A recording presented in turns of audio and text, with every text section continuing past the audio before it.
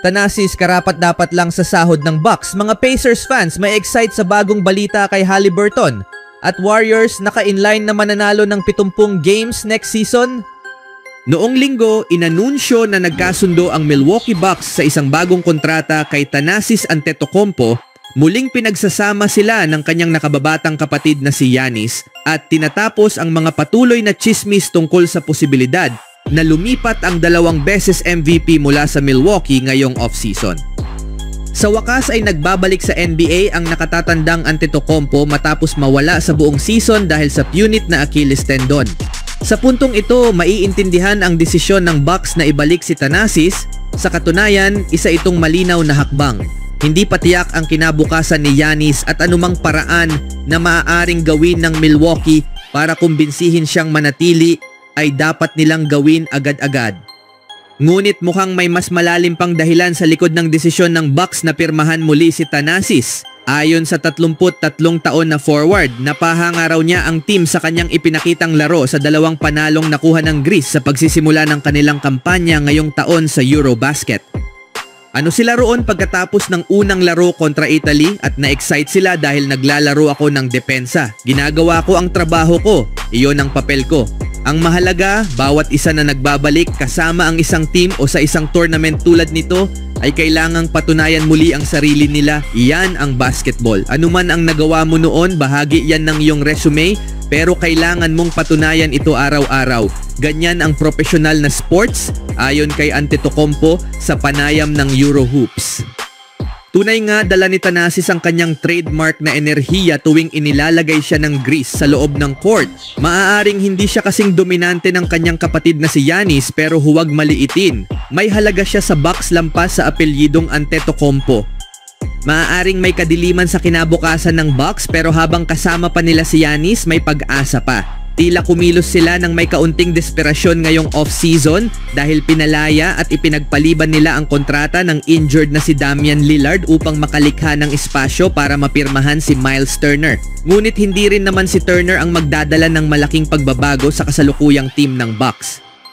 Tungkol naman kay Thanasis, inaasahan siyang maging susi sa pananatili ni Giannis. Ang kapangyarihan ng pamilya ang patuloy na bumabalot sa mga Antetokounmpo.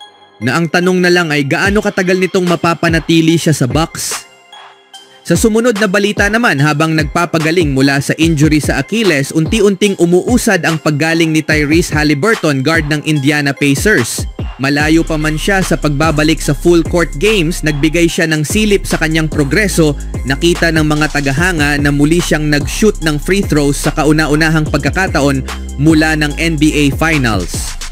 3 buwan na ang nakalipas mula nang mapunit ang kanyang Achilles sa Game 7 ng NBA Finals. Bumalik siya sa free throw line para sa iilang attempts na kanyang ibinahagi sa Instagram. Wala pang tiyak na araw para sa kanyang pagbabalik. Ngunit dahil sa timing ng kanyang injury na nangyari sa pinakahuling laro ng buong season, malaki ang posibilidad na ma-miss niya ang buong susunod na season. Gayunpaman, may pagkakataon pa rin si Tyrese na makabalik sa dating anyo bago ang kanyang injury. Isang panalo na lang sana ang Pacers at Haliburton mula sa pagkamit ng NBA Championship matapos nilang ipilit ang Game 7 laban sa Thunder. Mula nang masaktan, patuloy na nagbibigay ng update siya sa kanyang mga fans ngayong off-season. Isa sa kanyang mga huling update ay ang pagbanggit na nasa walking boot na siya at unti-unting lumalabas mula rito. Ayon sa ulat ni Tony East, isang reporter ng Pacers, sinabi niya na malapit na siyang makalakad ng normal. Nakakalakad na ako gamit ang aking boot, ani Haliburton sa mga reporter ayon kay Tony East. Malapit na rin akong makalakad ng tuluyan gamit ang sapatos ko, kaya exciting ito para sa akin. Isa itong bagong milestone, bagong achievement para sa akin.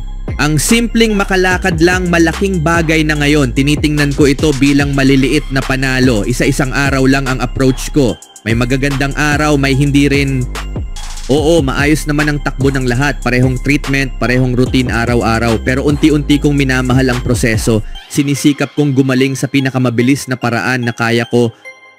Sa kasamaang palad, hindi lang si Haliburton ang NBA player na kasalukuyang nagpapagaling mula sa torn Achilles tendon. Sina Celtics All-Star Jason Tatum at Blazers All-Star Damian Lillard ay kapwa dumaranas din ng parehong injury. Nakakatuwang banggitin na silang tatlo na pawang may jersey number 0 ay nagsusumikap para sa kanilang full recovery. Dahil si Haliburton ang pinakahuling nasugatan sa tatlo, patuloy niyang ina-update ang kanyang mga fans habang patuloy ang kanyang landas patungo sa pagbabalik. Sa huling balita, mas mahusay pa ang Thunder kaysa sa inaakala mo.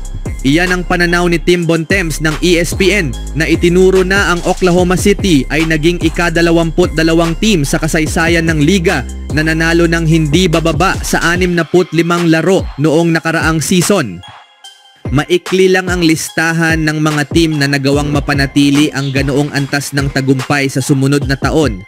Nagawa ito sa panahon ni Michael Jordan sa Bulls. Nagawa rin ito ng Warriors noon. Ang iba naman ay bumaba ang panalo ng average na 7.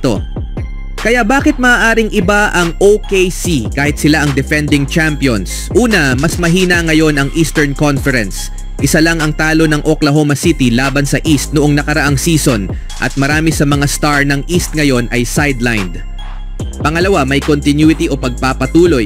Halos buong roster ng Thunder ay babalik. Dagdagan mo pa ng mas maraming laro mula kina Chet Holmgren at Isaiah Hartenstein na pinagsamang na-miss ng 75 laro at ibang usapan na ito.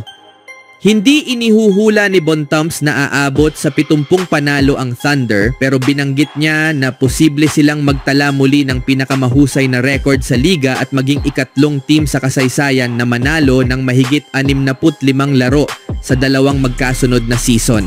Ayon sa mga coach at executive na nakausap ng ESPN ngayong summer, hindi nila tinataya ang bababa ang Thunder. Ang Golden State ay may laban pa rin. Hindi rin dapat maliitin ang Warriors, dagdag ni Bontemps. Mas matanda na nga ang kanilang roster at technically hindi pa kumpleto habang hinihintay ang magiging sitwasyon ni Jonathan Kuminga sa restricted free agency. Pero ang tambalan ni na Stephen Curry at Jimmy Butler, hindi ito maliit na sample size. Totoo, may agam-agam sa edad at posibilidad ng injury. Inaasahang idaragdag sina Al Horford, DeAnthony Melton at Gary Payton kapag naayos na ang kaso ni JK. Pero habang nasa maayos na kondisyon sina Curry, Butler at Draymond Green, ang taya ni Bontemps ay lalagpas pa rin ang Golden State sa kanilang projected win total. At narito naman ang Portland. Tinapos ng Blazers ang nakaraang season na may 36 na panalo, salamat na rin sa mga huling tagumpay laban sa mga team na mas nakafocus sa draft kaysa sa panalo. Ipinagpalit nila si Anthony Simons para makuha si Jrue Holiday ngayong off-season pero hindi pa rin tiyak kung saan manggagaling ang dagdag na panalo. Ang plano ay pagsamahin sina Holiday at Jerami Grant sa kabataang core ni na Scoot Henderson, Shadon Sharpe at rookie na si Donovan Clingan. Defensively, elite ang Portland matapos ang kalagitnaan ng Enero, ika-4 sa NBA. Pero sa unang bahagi ng season, pang 25 sila. Ang tanong ngayon, alin sa dalawang bersyon ng Blazers ang totoo? May mga kawili-wiling piraso sa roster tulad ni na Denny Avdija, Toumani Camara at Clingan at si Holiday ay may dala ng depensang wala si Simons. Ngunit ayon kay Bontemps, sa isang Western Conference na sobrang siksikan sa talento, mahirap ipusta ang pag-angat ng Portland.